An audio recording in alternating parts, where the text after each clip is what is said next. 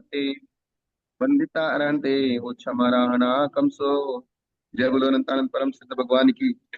देवादिदेव 1008 श्री आदिनाथ भगवान की जय। 1008 श्री शांतिनाथ भगवान की जय। 1008 श्री पार्श्वनाथ भगवान की जय। महावीर भगवान की जय। परम पूज्य आचार्य श्री शिव कोटि महाराज की जय। आचार्य श्री कुंथु सागर जी गुरुदेव की जय। आचार्य श्री पदम नंदी जी गुरुदेव की जय। जिनवाणी माता की जय। श्रीमद जैन धर्म की जय। आचार्य भगवत श्री वैराग्य जी महामनिराज की जय। आचार्य संघ की जय। गुरुदेव आपके श्री चरणों में हम सभी स्वाध्यायी त्रियोग शुद्धि पूर्वक बारंबार नमोस्तु करते हैं और आपसे विनती करते हैं गुरुदेव हम सबका रक्त दृढ़ हो, इसीलिए हमें देशना दीजिए। नमोस्तु नमोस्तु नमोस्तु नमो। अभी ये बात चल रही थी हमारी, आवाज आ रही है ना? आ रही गुरुदेव। हाँ। 17 मरण में से कौन से मरण की बात चल रही थी? पहले चार पूर्ण हो चुके हैं, पंडित मरण की चर्चा है। पंडित मरण। पृष्ठ इन्होंने क्रमांक बताया था 54, जो पहले। अंतिम दो लाइन। हाँ। ये जो बाल मरण है, बहुत तीव्र पाप कर्मों के आश्रव के द्वार है और जन्म जरा मृत्यु के दुखों को लाने वाले हैं। अब पंडित मरण को कहते हैं, इसके चार भेद हैं। सबसे पहला व्यवहार पंडित, दूसरा सम्यक्त पंडित, तीसरा ज्ञान पंडित, चौथा चारित्र पंडित। जो लोक वेद और समय के व्यवहार में निपुण है वो व्यवहार पंडित है, अर्थात लोक को जानता है। वेद यानी कि जो ये व्यवहार में जो चलते हैं ना, इनकी वेद परंपरा और समय, उसको व्यवहार पंडित कहते हैं। अथवा जो अनेक शास्त्रों का ज्ञाता है और सेवा आदि बौद्धिक गुणों से युक्त है। सेवा आदि को बौद्धिक गुण कहा है, जिसकी लोक व्यवहार में ये इच्छा रहती है कि मैं सबकी सेवा करूं, मैं सबका उपकार करूं। जैसे एक सोशल वर्क होता है, जी। सोशल वर्किंग, अर्थात लोक व्यवहार में लोगों के लिए उपकार करने की भावना से लोक व्यवहार के कार्य करना। अलग अलग सर्विसेज हम लोग कह सकते हैं, जैसे इंजीनियरिंग सर्विस है, मेडिकल सर्विसेज है, टेक्निकल सर्विसेज है। इस प्रकार से बहुत ले सारी सकते चीजें हैं। हैं। इस प्रकार से भी वो मतलब सेवा और बौद्धिक गुण दोनों भी एक जगह हो जाएंगे फिर। मतलब बच्चों की पढ़ाई है, जी। गरीब लड़कियों की शादियां हैं, जी।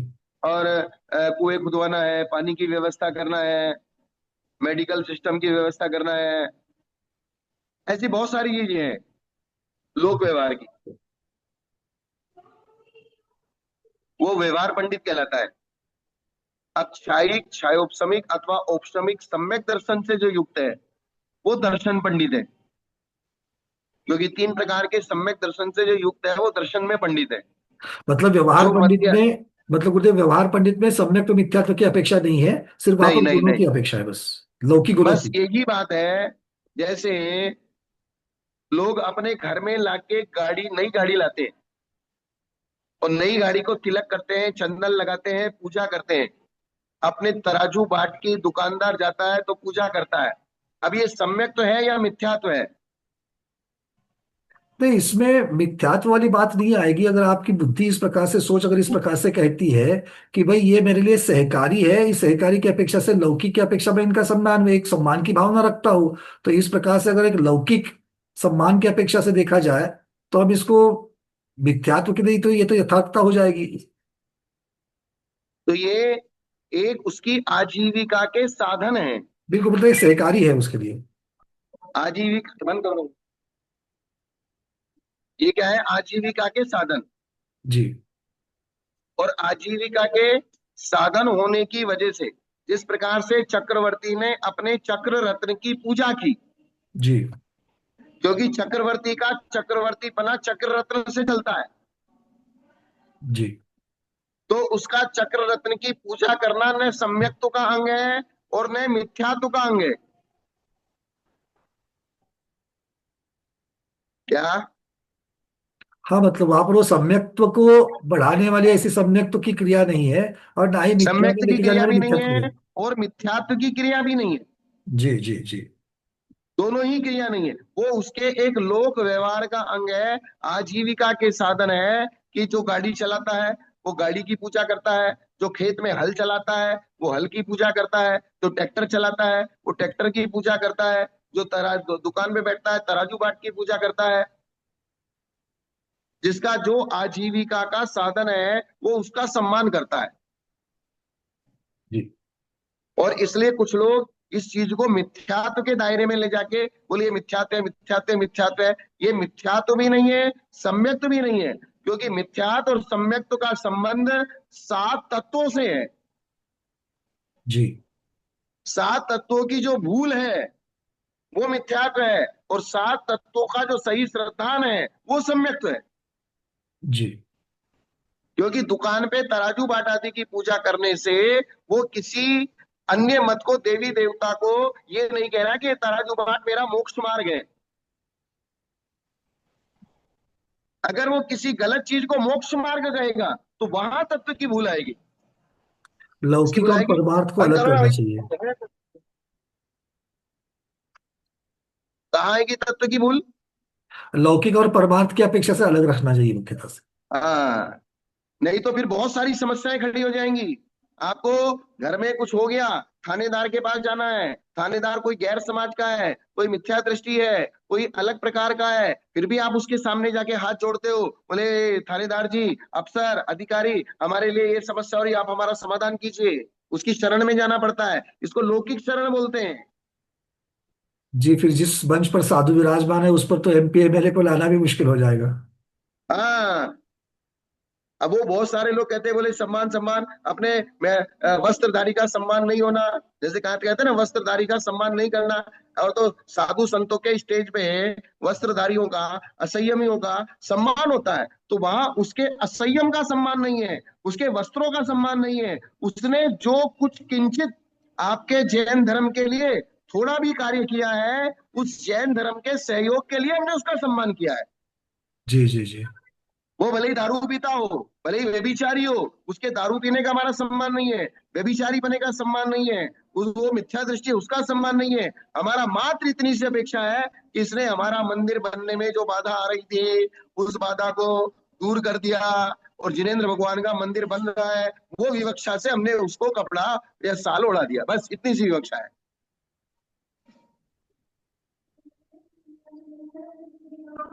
इससे तो बहुत सारी समस्याएं हो जाएंगी फिर। डॉक्टर के पास भी अपन जाते हैं, डॉक्टर की शरण में जाते हैं, डॉक्टर को हाथ जोड़ते हैं, बोले डॉक्टर साहब बस आप ही भगवान हो। वहां क्या कहते हैं? जी जी, बिल्कुल भगवान कहते हैं उनको तो। हाँ, बोले तुम ही भगवान हो, तुम ही बचा सकते हो मेरे बच्चे को। तो वहां भगवान का मतलब सिर्फ मेरे बच्चे को बचाने के लिए आपकी सामर्थ्य है, वो करो। तो वो चीज न सम्यक्त्व का हिस्सा है और न मिथ्यात्व का हिस्सा है। इसलिए एक व्यवहार पंडित और एक सम्यक दर्शन का पंडित, जी। जो मति आदि पांच प्रकार के सम्यक ज्ञान रूप से परिणत है, वो ज्ञान पंडित है। वो कौन है? ज्ञान पंडित। जो सामायिक क्षेत्रोपस्थापना, परिहार, विशुद्धि, सूक्ष्म संप्राय और यथाख्यात चारित्र में से किसी एक चारित्र का पालक है, वो चारित्र पंडित है। और सूक्ष्म संप्राय, यथाख्यात चारित्र में से किसी एक चारित्र का पालक है, वो भी चारित्र पंडित है। यहाँ ज्ञान दर्शन चारित्र पंडितों का अधिकार है। यहाँ जो व्यवस्था चल रही है, व्याख्यान चलने वाला है, वो व्याख्यान यहाँ पर किसका है? ज्ञान दर्शन और चारित्र पंडितों का। व्यवहार पंडितों का यहाँ व्याख्यान नहीं है। व्यवहार पंडित की जगह रहे, बाकी और जितने भी पंडित है वो पंडित की तरह रहे। लेकिन हमको जो जहाँ चर्चा करनी है, जो हमारी विवक्षा है, वो रत्नत्रय के माध्यम से, रत्नत्रय में जो जिसने पंडित बना है उसका अधिकार है।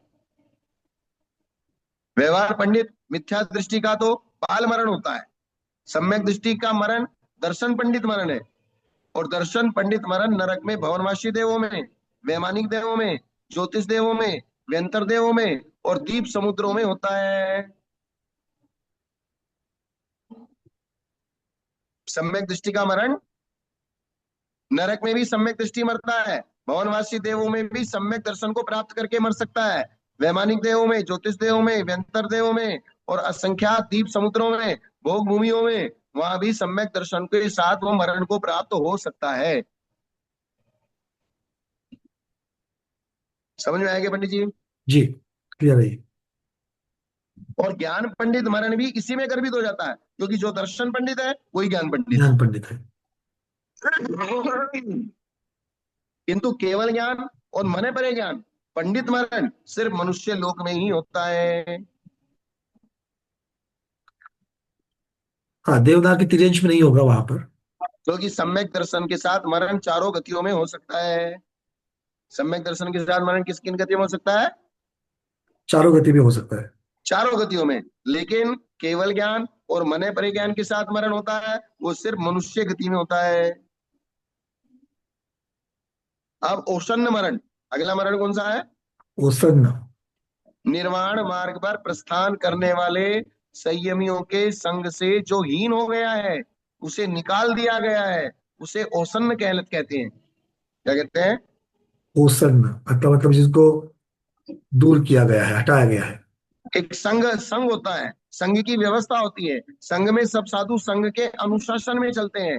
एक जो संघ के अनुशासन से बाहर है, या संघ को जिसने छोड़ दिया है, या संघ से उसको निकाल दिया गया है, निकालने का प्रसंग तभी आएगा और निकलने का प्रसंग तभी आएगा जब वो संघ के अनुकूल नहीं चलेगा। जी। अगर वो संघ के अनुकूल नहीं चलता है तो खुद निकल जाएगा, या संघ के प्रतिकूल चलता है तो संघ उसे निकाल देगा। तो संघ से निकलने का एक ही अर्थ है, संघ की अनुकूलता में नहीं रहना। चाहे वो अपने आप निकाला, चाहे वो गुरु ने, चाहे वो अपने आप निकला, चाहे वो गुरु ने निकाला,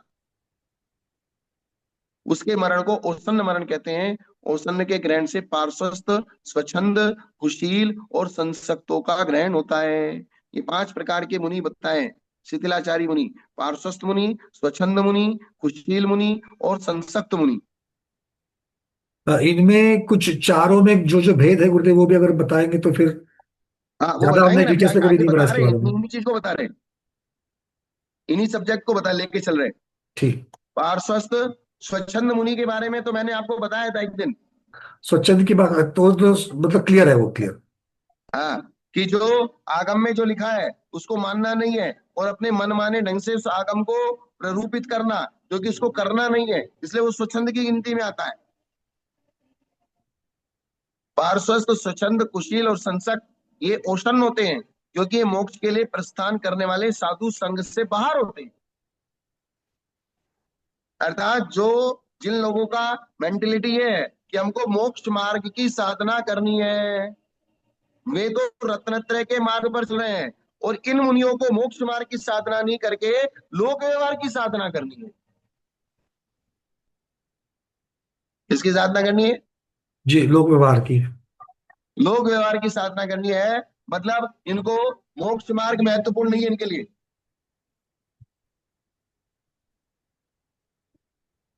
ये बात है। पार्श्व, स्वच्छंद, कुशील और संसक, ये ओशन कहलाते हैं। नहीं हो गया बस। क्योंकि ये मोक्ष के लिए प्रस्थान करने वाले साधु संघ से बाहर होते हैं। अब रिद्धियों के प्रेमी, रसों में आसक्त, दुख से भीत, सदा दुख से डरे हुए, कातर, दीनहीन, जैसे ही दुख आगे बढ़ता है, हाय मैं मरा, हाय मैं मरा, हाय मैं मरा, ऐसा करते हैं। कातर, जी। कषायों में संलग्न, आराधी संज्ञा के अधीन, पाप वर्धक शास्त्रों के अभ्यासी।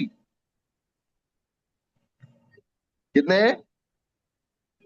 पापवर्धक कितने? शास्त्र के मतलब जो हिंसा आदि जो पाप पाप है। वर्धक शास्त्र कौन से हैं?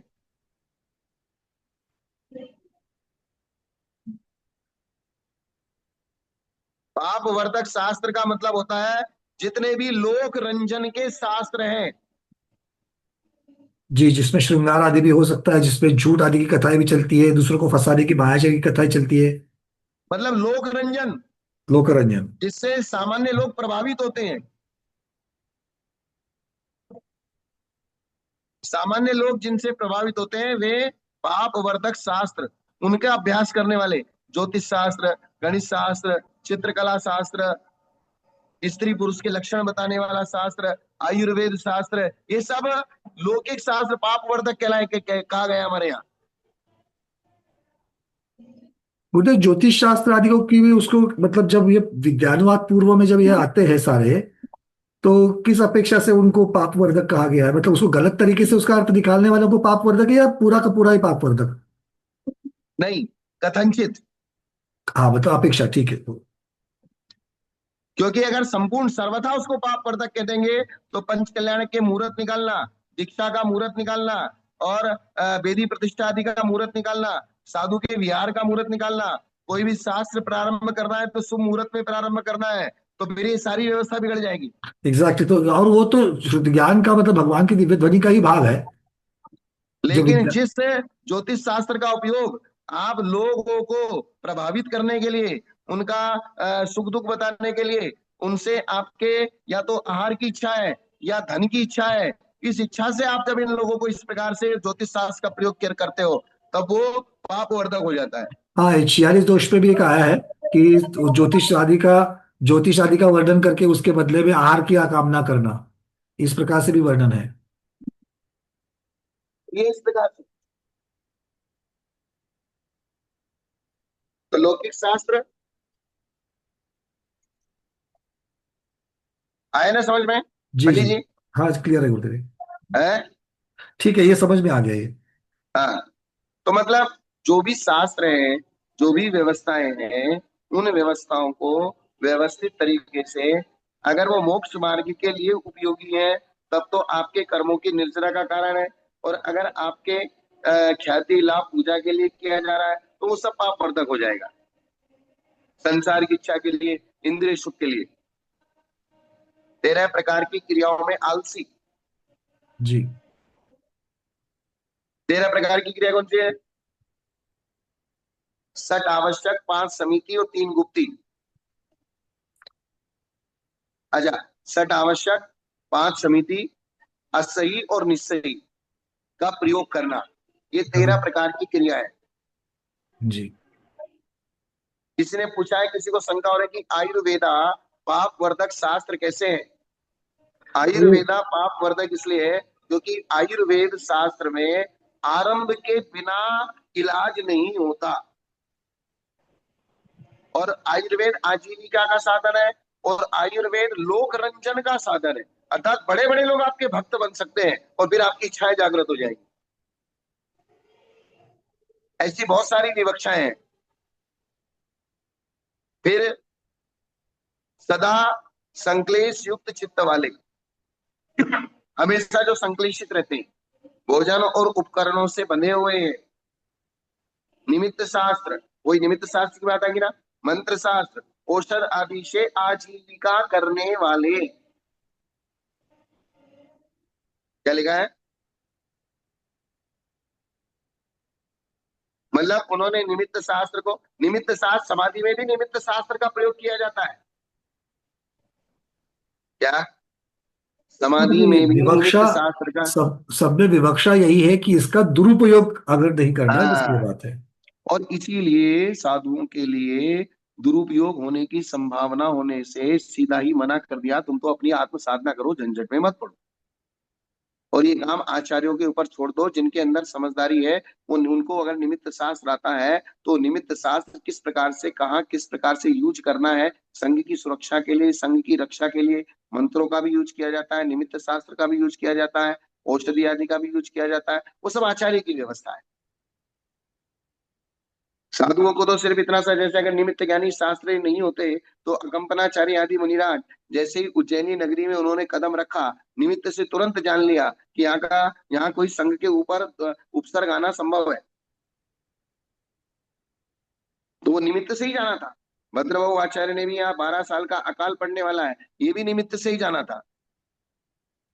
तो निमित्त ज्ञान की, लेकिन आप उसको आजीविका का साधन बनाना, अर्थात इसके कारण से श्रावक मेरी व्यवस्था करेगा, मेरी जो है आहार की व्यवस्था कर देगा, मेरे रहने सहने की व्यवस्था कर देगा, ऐसा कर देगा, तो वो जो अपेक्षाएं आपके मन में रहती हैं, वो अपेक्षाएं आपके पाप बंध के आश्रव का कारण हो जाती है। कि 46 दोषों में, ईश्वरा समिति के 46 दोषों में भी इस प्रकार का वर्णन है। हाँ, बस वही। आप भोजन करिए, भोजन करने के लिए मना ही नहीं है, लेकिन आप जैसे नाना प्रकार के दोष लगा के, मतलब श्रावक आपको अच्छे से भोजन करा दे, इस वजह से आप उसका काम करके फिर आहार ले रहे हो। जी। तो औषध आदि आजीविका करने वाले ग्रस्तों की वैयावृत्ति करने वाले, गुणों से हीन, गुप्ती और समितियों में उदासीन, संवेग भाव में मंद। क्या ये सब? अब जैसे इसमें लिखा ग्रस्तों की वैयावृत्ति करने वाले, जो ग्रस्त हैं, घर गृहस्थी में रह रहे हैं, असंयमी हैं, जिनके कोई व्रत नियम नहीं है किसी भी अपेक्षा से, अब उनकी वैयावृत्ति का मतलब है उनसे आपको कोई अपेक्षा है। जी जी। आप एक त्यागी है, व्रती है, दो प्रतिमाधारी है, सात प्रतिमाधारी है, वैरागी है, ब्रह्मचारी है, उसकी एक बार सेवा कर रहे तो भी चलेगा। क्या जी बिल्कुल। ये चीज? प्रश्न प्रश्न जो लोग लिख रहे हैं चैट में, आचार्य भगवान ने बहुत क्लियर कर दिया है, विवक्षा बहुत महत्वपूर्ण है। हाँ, शास्त्रों को यहाँ पर नहीं कह रहे उसका दुरुपयोग करना या उसको गलत तरीके से उसका वो मंचन करना, ये इसके लिए कर रहे हैं। उसका पूरे के पूरे आयुर्वेद या इसको उन्होंने खराब नहीं कहा, इसको ठीक से समझ लेना और फिर प्रश्न पूछना। पहले उसकी क्योंकि विवक्षा समझ लो सब लोग, ठीक है ना। क्योंकि इसमें कहा है आचार्य आयुर्वेद के भी ज्ञाता होते हैं, आचार्य निमित्त शास्त्र के भी ज्ञाता होते हैं, आचार्य मंत्र शास्त्र के भी ज्ञाता होते हैं, आचार्य सब प्रकार के ज्ञाता होते हैं, और द्वादश सांग के ज्ञाता गणधर भगवान सब विद्याओं के ज्ञाता है। जी। तो वे ये शास्त्र किसके लिए पापवर्धक है? ये पर्टिकुलर उसी के लिए पापवर्धक है। जैसे रुद्र जो है, रुद्र भी इसी प्रकार की विद्यानुवाद पूर्व आदि का अभ्यास करते वक्त ही भटक जाते हैं। तो भटकने का हाँ, कारण क्या है? भटकने का जो कारण है उसकी यहाँ पर मीमांसा है कि हमको भटकना नहीं है। जैसे नदी में आपने कुछ ऐसी चीज खाने की चीज डाली कि जो मछली ही खाएगी उसी को असर करेगा, मेंढक को असर नहीं करेगी। जी ये मूलाचार जी में उदाहरण आता है कि जो दाना आपने मछली के लिए डाला वो मछली खाएगी, कि मेंढक खा भी लेगा तो उसको असर नहीं करेगा। जैसे आपने बॉडी के अंदर एक सिर के दर्द की गोली खाई, गोली खाई किधर? मुख के द्वारा जाएगी पेट में। जाएगी पेट में, लेकिन असर कहाँ करेगी? सर पर। वो और बॉडी के किसी भी अंग में असर नहीं करेगी, किसी को नहीं छेड़ेगी। और रक्त के माध्यम से जहां उसका अवसर आएगा ठीक करने का, वहां पहुंच के वो अपना काम करेगी। जी इसी प्रकार से जो चीज जिसके लिए हानिकारक है उसी के लिए हानिकारक है, सबके लिए हानिकारक नहीं है। जैसे संघ के कुछ मुनिराज थे, वो वेश्या के यहाँ चातुर्मास करने के लिए चले गए, महाराज ने आज्ञा दी थी, बोले जाओ आराम से करो चातुर्मास, कोई दिक्कत नहीं। छोटे साधु थे, नए दीक्षित थे, वो भी बोले हम भी वहीं जाए चातुर्मास, बोले नहीं इधर ही बैठो। बिल्कुल। बोले वे चौराहे पे खड़े होकर तपस्या करेंगे चलेगा, तुम कमरे के अंदर बैठो। बोले वे निमित्त शास्त्र का उपयोग करेंगे चलेगा, लेकिन तुमको नहीं करना है, क्योंकि तुम्हारी कैपेसिटी नहीं है। क्योंकि जहां तुमको चार लोग दिखे, बड़े बड़े लोग दिखे, करोड़पति अरबपति लोग दिखे, कोई तुम्हारे सेवा करने वाला मिल गया, तो तुम अपने आप को भूल जाओगे।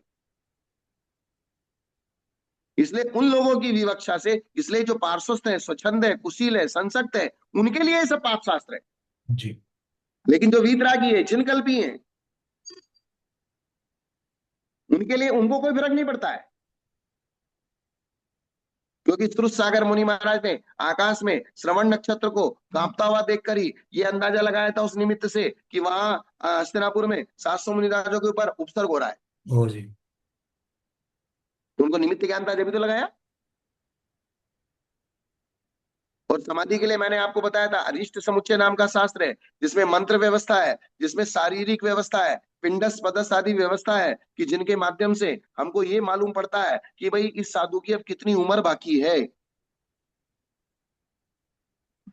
उस हिसाब से फिर उसकी समाधि कराई जाती है। तो ये निमित्त शास्त्र है। और शास्त्र में लिखा है, जो आचार्य मुहूर्त शास्त्र का उल्लंघन करके किसी शिष्य को दीक्षा देता है, उसको सारे संघ के साधु मिलके संघ से बाहर कर दें। ओ, क्या क्या लिखा है? मुहूर्त, बिना मुहूर्त के मतलब अगर, ये मतलब मुख्यतः से एक स्वच्छंदता ही हो गई कि मुहूर्त नहीं है तो भी स्वच्छंदता में जाकर के ही उन्होंने अपने मन से ही दीक्षा दे दी, तो उसको बाहर कर दे, क्योंकि इतना तक होता है। हाँ, क्योंकि जब आचार्यों ने व्यवस्था बताई है, दीक्षा के नक्षत्र हैं, दीक्षा की तिथि है, दीक्षा के जो है सारे योग संयोग व्यवस्थित होने चाहिए, क्योंकि इसकी जिंदगी का सवाल है, वो मोक्ष मार्ग पे चल रहा है, और मोक्ष मार्ग बार बार नहीं मिलता है, इसलिए आप उसमें प्रमाद नहीं कर सकते। आप उसमें जो है आलस नहीं कर सकते। व्यवस्थित मुहूर्त देख के व्यवस्थित उसके व्यवस्थित संस्कार कीजिए, व्यवस्थित उसको सारी चीज दीजिए, क्योंकि वो मोक्ष मार्ग का पथिक है। जब संसार मार्ग में हम संसार के काम करते हैं तब मुहूर्त देखते हैं, तो मोक्ष मार्ग में चलने वाले के लिए तो देखना ही पड़ेगा ना। जी।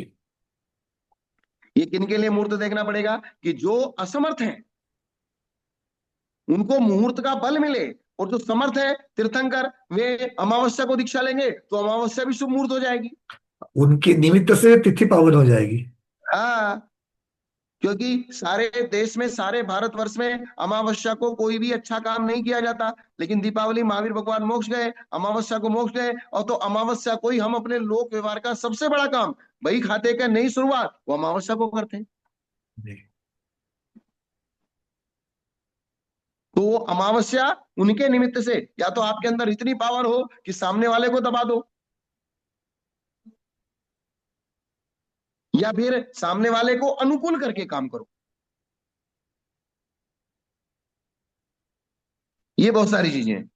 तो इसलिए यहाँ उन मुनियों के लिए जिनका स्वभाव पार्श्वस्थ है, जिनका स्वभाव स्वच्छंद है, जिनका स्वभाव कुशील है, जिनका स्वभाव संसक्त है, उनके लिए ये सारी चीजों की आवश्यकता नहीं है। मंत्र औषधि आदि आजीविका करने वाले, ग्रस्तों की वैयावृत्ति करने वाले, गुणों से हीन, गुप्त, तो जैसे ग्रस्तों की वैयावृत्ति का तो एकांत नहीं है। आचार्य महाराज भी ग्रस्तों का बहुत ध्यान रखते हैं, क्योंकि उनको संघ व्यवस्था चलानी है, संघ के 50 साधुओं की व्यवस्था करनी है, तो उनको कौन श्रावक किस प्रकार की व्यवस्था साधु, तो उनका लक्ष्य ये रहता है कि हमको रत्नत्रय की आराधना करवानी है, हमको अपने इंद्रियों का पोषण नहीं करवाना, उन ग्रस्तों से अपने रत्नत्रय की साधक की साधना करवानी है। 10 प्रकार के धर्म को और गुणों से हीन, गुप्ति और समितियों में उदासीन, संवेग भाव जिनका मंद है, 10 प्रकार के धर्म में मन न लगाने वाले, सदोष चारित्र वाले, ऐसे मुनियों को अवसन्न कहते हैं। क्या कहते हैं ऐसे मुनियों को? अवसन्न। अवसन्न शब्द से ही औसन्न बना है, औसन्न मरण। और इस प्रकार से रहते हुए ये बेचारे, क्या लिखा है, दया आ रही है आचार्य को, इस प्रकार से ये बेचारे, आवाज आ रही है क्या पंडित जी? आ रहे गुरुदेव, वो शायद हो सकता है किसी के यहाँ पर नेटवर्क की इशू हो जाएगी। हाँ, आ तो रही है। इस प्रकार से ये बेचारे मरकर हजारों भवों में भ्रमण करते हैं, अर्थात ये हमारे दया के पात्र हैं। कर तो क्या लेंगे? कोई किसी का बिगाड़ तो कुछ नहीं लेंगे, लेकिन खाली अपना ही नुकसान कर लेंगे।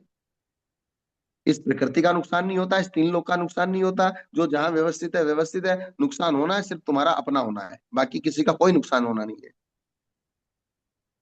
किंतु दुख उठाते उठाते पार्श्वस्थ रूप में चिरकाल तक विहार करके अंत में आत्मा की शुद्धि करके भी यदि मरते हैं तो भी बोले प्रशस्त मरण ही होता है।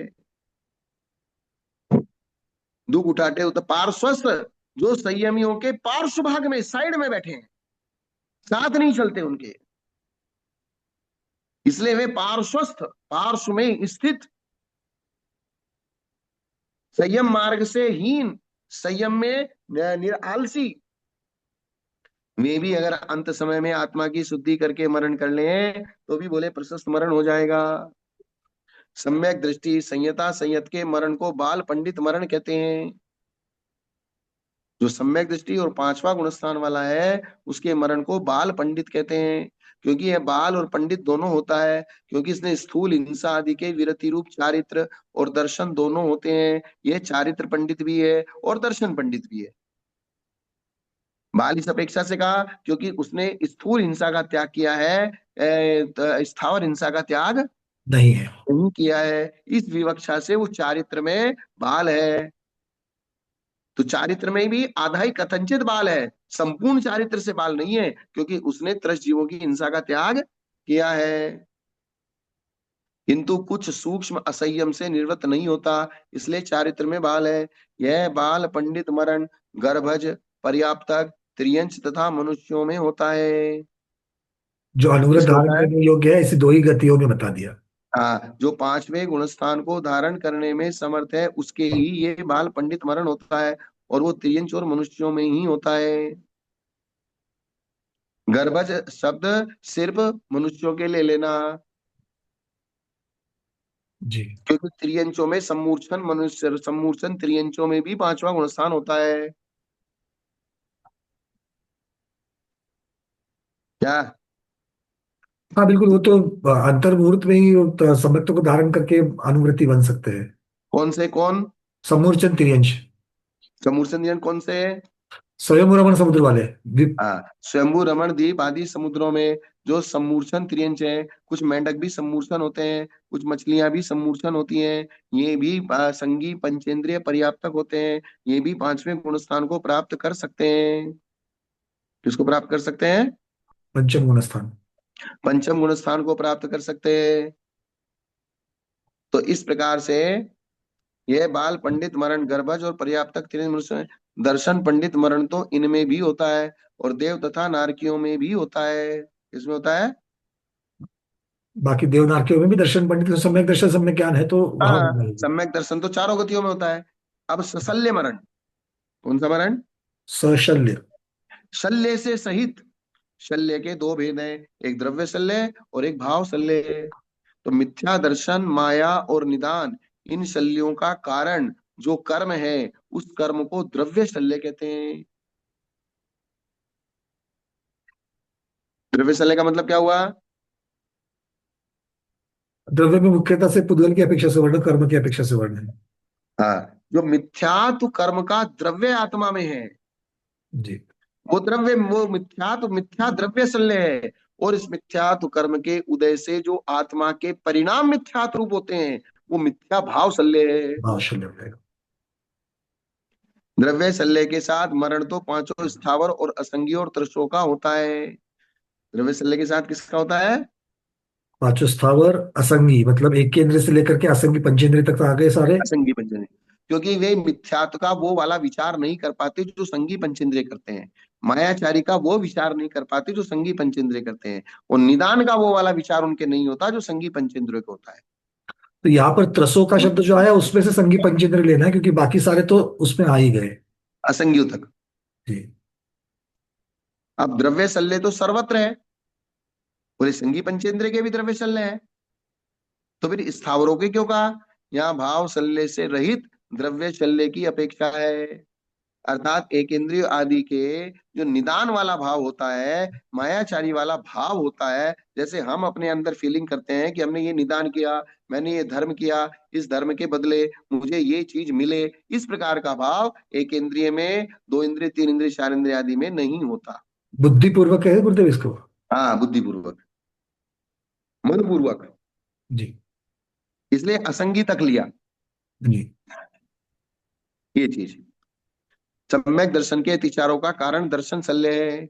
और सम्यक दर्शन स्थावरों में तथा विकलेंद्रिय त्रयत्रसों में होता ही नहीं है। आगामी काल में यही होना चाहिए। इस प्रकार के मन के उपयोग को निदान कहते हैं। अर्थात भविष्य काल में मुझे ऐसा ही मिलना चाहिए। ऐसा ही मतलब असंगी सुख। हो है ऐसा ही मतलब सुख ही चाहेंगे, दुख तो कोई नहीं चाहेगा। ना। मतलब एक पर्टिकुलर उसने संकल्प कर लिया, मुझे यही चाहिए। हाँ। और जो चाहिए और जो मांग के लिया है, और वो जब मिल जाता है तो उसकी आसक्ति भी ज्यादा होती है।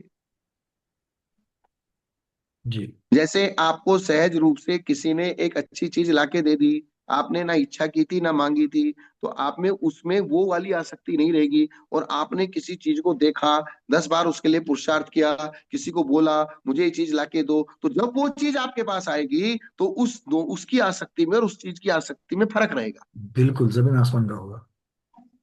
क्या? बिल्कुल, क्योंकि एक आपने चाहा था, उसके लिए और प्रयास भी किए थे, और फिर जब उसको प्राप्त करेंगे तो आसक्ति बढ़ेगी, क्योंकि आपने उसको बिल्कुल वो चाह के किया हुआ है। हाँ, इसलिए बिना चाहे आपको चक्रवर्ती बना भी मिल जाए तो भी वो आपके लिए नुकसानदायक नहीं है। लेकिन चाह के अगर आपने कुछ नमक भी मांगा है ना, तो नमक भी दुखदाई हो जाएगा। कितनी बड़ी बात है ये। हाँ, इसलिए जो चाह के मांगना है, इसलिए भगवान ने कहा है कि तुम चाहो मत। मतलब द्रव्य या मिलने वाली चीज कितनी बड़ी है कितनी छोटी है, ये महत्वपूर्ण नहीं है, आपकी चाह वहां पर महत्वपूर्ण है। हाँ, और भगवान ये कह रहे हैं कि आपके पुण्य से, सम्यक दर्शन के प्रभाव से, चारित्र के प्रभाव से, आप बिना चाहे ही जब मिल रही है तो जबरदस्ती अपने दिमाग को क्यों अड़ा रहे हैं? जी। जब बिना चाहे मिल रही है तो मिलने दो। चाहने का भी पुरुषार्थ क्यों करते हो? बिन जांचे बिन चिंतये धर्म सकल सुख देन। धर्म से बिना मांगे, बिना चाहे, बिना चिंतन किए जब मिल जाता है तो सिर्फ धर्म करते रहो, मिल जाएगा, टेंशन मत लो। इसलिए जो नारायण निदान से बनते हैं, नियम से, और वे उस नारायण पने को छोड़ नहीं पाते, और नियम से कहाँ जाते नरक, हैं? नरक, दुर्गति में जाते हैं, नरक नहीं जाते। अधोगति को प्राप्त करते हैं। और जितने भी मांग के जिन्होंने लिया है, फिर उनका वो आसक्ति भाव छूटता नहीं। नहीं है। और जिनके सहज रूप से हजारों रानियां आ जाती हैं, इकट्ठी हो जाती हैं, कर जाती है, तो छोड़ के भी चल देते हैं।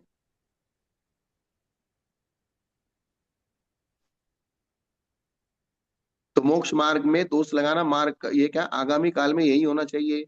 इस प्रकार के मन के उपयोग को निदान कहते हैं। असंगियों में इस प्रकार का निदान नहीं होता। मोक्ष मार्ग को दोष लगाना, मार्ग का नाश करना, मिथ्या मार्ग का कथन करना, या मोक्ष मार्ग का कथन ना करना, और जो मोक्ष मार्गी है उनमें भेद डालना, ये मिथ्या दर्शन शल्य है। मोक्ष मार्गियों में आपस में लड़ाई करा देना, एक की बात इधर की उधर करके उनको आपस में संकलेश में डाल देना। जाकर के पहले दिखा देना, देखो व्हाट्सएप आया है महाराज जी, देख लो। हाँ, हाँ। हम्म, उनमें से निदान के तीन भेद हैं। एक प्रशस्त निदान, एक अप्रशस्त निदान, एक भोगकृत निदान। परिपूर्ण संयम की आराधना करने की इच्छा से परभव में मुझे पुरुष पने की प्राप्ति हो, ऐसी प्रार्थना करना। वज्र वृषभ नारा सैनन की प्राप्ति हो, उच्च कुल की प्राप्ति हो, चतुर्थ काल में मेरा जन्म हो। तो ये सब इसलिए इच्छा कर रहा है कि मैं उसमें रत्नत्रय की पूर्ण साधना कर सकूं। तो उसकी पुरुषत्व की इच्छा नहीं है, उसकी संयम की इच्छा कहलाएगी। कौन सी पुरुषार्थ इच्छा की, कहलाएगी? पुरुषार्थ, संयम पुरुषार्थ की। उसको, उसका जो संकल्प है वो मोक्ष पुरुषार्थ का है। जी। उसका संकल्प पुरुषत्व प्राप्त करके भोगों को भोगने का नहीं है, कि मुझे पुरुषत्व इसलिए प्राप्त हो कि मैं आराम से बहुत सारे भोग भोगूं। इसलिए ऐसी प्रार्थना प्रशस्त प्रार्थना है। और मान कसाय से प्रेरित होकर आगामी भव में उच्च कुल मिले, सुंदर रूप मिले, ये अप्रशस्त भावना है। क्योंकि वो कषाय के आवेश में आके आपने प्रार्थना की है। इसके आवेश में है, अथवा कषाय, क्रोध के कषाय से आवेश प्रेरित में। हो गए। हाँ, कषाय अथवा से क्रोध प्रेरित हो के आवेश में आकर अपने शत्रु के वध की प्रार्थना करना। जैसे कंस के जीव ने पूर्व में, मैं इस राजा उग्रसेन से अपना बदला लूंगा। जैसे वशिष्ठ मुनि ने उग्रसेन के विनाश की प्रार्थना की, 3 महीने का उपवास किया, लास्ट में मरते मरते निदान कर लिया कि उग्रसेन को मारूंगा। इस व्रतशील आदि के प्रभाव से इस भाव में और पर भाव में मुझे ऐसे भोगों की प्राप्ति हो। इस प्रकार मन के संकल्प को भोग निदान कहते हैं। असंयत सम्यक दृष्टि अथवा संहिता संयत के निदान शल्य होता है। असंयत सम्यक दृष्टि और संहिता संयत के क्या होता है? निदान शब्द।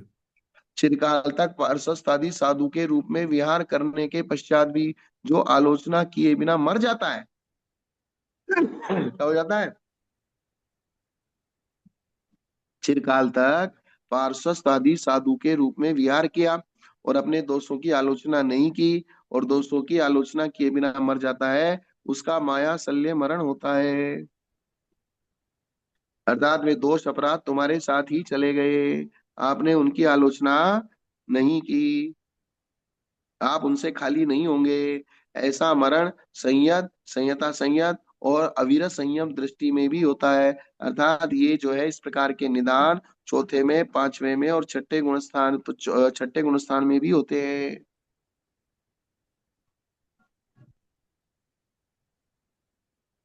आए ना समझ में? बोलते फिर अगर संयत में होंगे तो फिर निश्चल्य वृत्ति को कैसे लगाएंगे यहाँ पर? वो निदान होने के बाद फिर वो मिथ्यात्व में आ जाएगा। लेकिन हुआ किस जगह है? नहीं, माया शल्य की चर्चा। हाँ, तो माया शल्य, माया की किस, उसने किस जगह है? अच्छा, संयत में करके वो नीचे आएगा, ये बात है। हाँ, मतलब माया की शुरुआत कहाँ हुई? संयत नहीं हुई और इसका कार्य मतलब वो वृत्ति पर्य से निकल गया। संयत से नीचे आके माया नहीं की, संयत में माया की इसलिए नीचे आया। जी जी जी। क्या? अगर संयत में बने रहना है तो माया नहीं करना पड़ेगी या शल्य नहीं करना पड़ेगा, क्योंकि वहां शल्य करेंगे तो वहां से नीचे आएंगे, बट शल्य की शुरुआत तो वही होगी। हाँ, सल्ले की शुरुआत कहाँ हुई, या शुरुआत की अपेक्षा। जी जी जी clear। जैसे वो मुनिराज थे, 4 महीने का उपवास करके जो तपस्वी थे वे तो चले गए, दूसरे मुनिराज आ गए। तो दूसरे मुनिराज को गांव वालों ने समझा कि ये वही मुनिराज है जो पहाड़ पे 4 महीने से तपस्या कर रहे हैं। जी तो ये वही मुनिराज है जो तपस्या कर रहे हैं, और ऐसा सोच के उन्होंने जो है उनकी पूजा पाठ चालू किया, उनको विशेष रूप से भक्ति करने लगे। तो उन्होंने ये नहीं बोला मुंह से कि मैं वो नहीं हूं, मन में जी मायाचार ये रख ली कि अगर मैं इनको बता दूंगा तो ये मेरी वैसी भक्ति हाँ। वो नहीं महाराज जी की करेंगे। वैसे। अब गुरुदेव यहाँ पर बहुत बार स्वाध्याय से यही प्रश्न होता है कि जब हम एक साइड में ये कह रहे हैं कि महाव्रत के साथ में तो नियम से देवगति ही होती है, देवायु ही बनती है, अगर पहले से नहीं बंधी है तो महाव्रत के साथ में तो वही बन जाएगी। पर यहाँ पर ये जो सारे वर्णन आते हैं कि ये मुनिराज ने ऐसा किया और आगे चल करके हाथी हुए या फिर तिर्यंश में गए, तो ये कैसे इसको देखना है मतलब?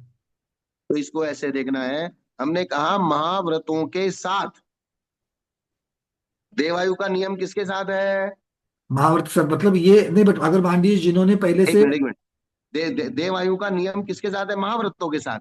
हम्म। आपने कुछ भी किया, चाहे निदान किया, चाहे कुछ भी, अगर आप 5वें गुण स्थान में भी आ गए तो महाव्रत नहीं रहे, भले ही आप द्रव्य से मुनि हैं। हम्म। तो ये लोक व्यवहार में तो यही कहा जाएगा कि मुनि नरक गया, लेकिन मुनि नरक नहीं गया, महाव्रती नरक नहीं गया, छठे गुण स्थानवर्ती नरक नहीं गया, वो मिथ्या दृष्टि नर गया। वो मिथ्या दृष्टि होकर नरक गया। लेकिन लोक व्यवहार में क्या कहा जाएगा, वो बाह्य पर्याय की अपेक्षा से मुनि नरक है ऐसे ही कहेंगे। तो ऐसा ही कहा जाएगा, मुनि त्रियंश में गया, मुनि हाथी बन गया, क्योंकि वो द्रव्य पर्याय तो उसकी मुनि पर्याय ही थी ना। जी। और बस मैं यहाँ पर कर्दानी योग और प्रतिभानी योग की मैं मेल डालना रहा हूँ कि अगर मान लो हाँ, पहले किसी ने अगर देवायु बांधी है और फिर मुनि हुए हैं और वहां जाकर के अगर उनको शल्य होता है, तो जब तक शल्य है तब तक वो सिर्फ मिथ्यात्व में आएंगे, और फिर अब से आप रिकवर करके वो फिर छट्टे में आ सकते हैं, और चूंकि देवायु बांधी तो देव में ही जाएंगे। क्योंकि एक बार किसी ने द्रव्य पर्याय से मुनि अवस्था धारण कर ली। जी अब आपका जो महाव्रत छठा सातवां गुणस्थान है, आप मिथ्यात्व में भी जा सकते हो, द्रव्य से मुनि रहोगे। आप दूसरे में चले गए, आप तीसरे में चले गए, चौथे में चले गए, कभी 5वें में चले गए, कभी छठे सातवें में चले गए। तो ये पहले गुणस्थान से लेके छठे गुणस्थान तक का अपवर्तन आपका चलता रहेगा। जी। गति आगे आना जाना तो ठीक है, आना जाना तो चल रहेगा उस पे। हाँ, पहले गुण, भावों की अपेक्षा से गुणस्थान गिरेगा चढ़ेगा गिरेगा चढ़ेगा, वो तो होता रहेगा। और कहीं आपने कोई बात पकड़ ली तो फिर चढ़ोगे नहीं। हाँ वो तो उसके वो अब वो कितनी खराब है उसके ऊपर से वहीं पर रह जाओगे। वो बात आपने किस पावर से पकड़ी है, अगर आपने जल्दी पकड़ी और जल्दी छोड़ दी तो काम बन जाएगा। अगर अंतर मुहूर्त में आ गए तो वापस आपको 3 करण करने की आवश्यकता नहीं पड़ेगी। जी। और अगर अंतर मुहूर्त से ज्यादा रह गए फिर समस्या हो जाएगी।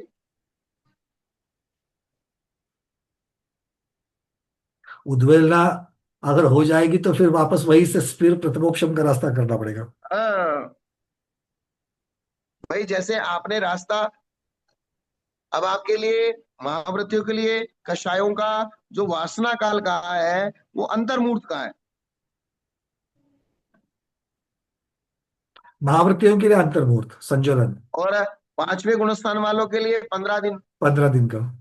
चौथे गुणस्थान वालों के लिए छह छह महीने महीना जी।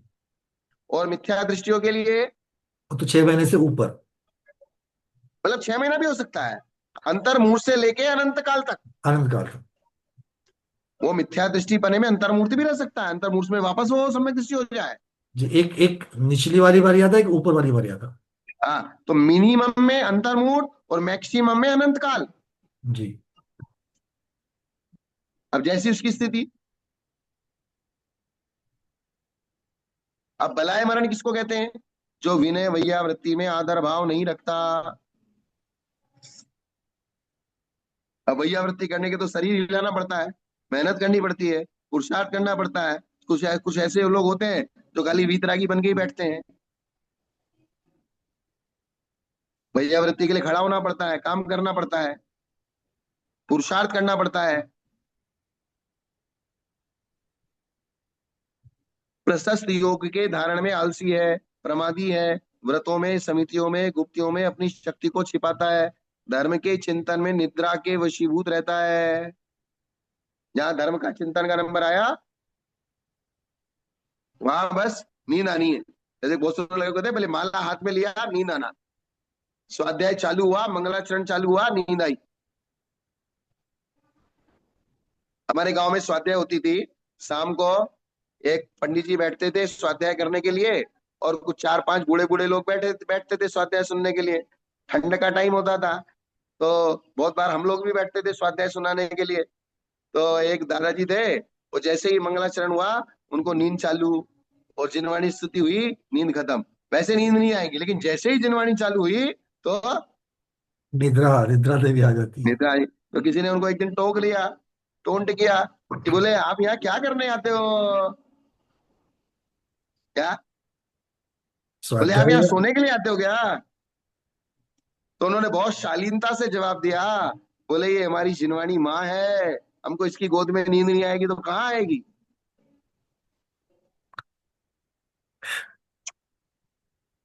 बोले हम संसार से इतने त्रस्त और दुखी होके आते हैं कि जैसे ही जिनवाणी के शब्द हमारे कान में पड़ते हैं, हम बहुत रिलैक्स हो जाते हैं।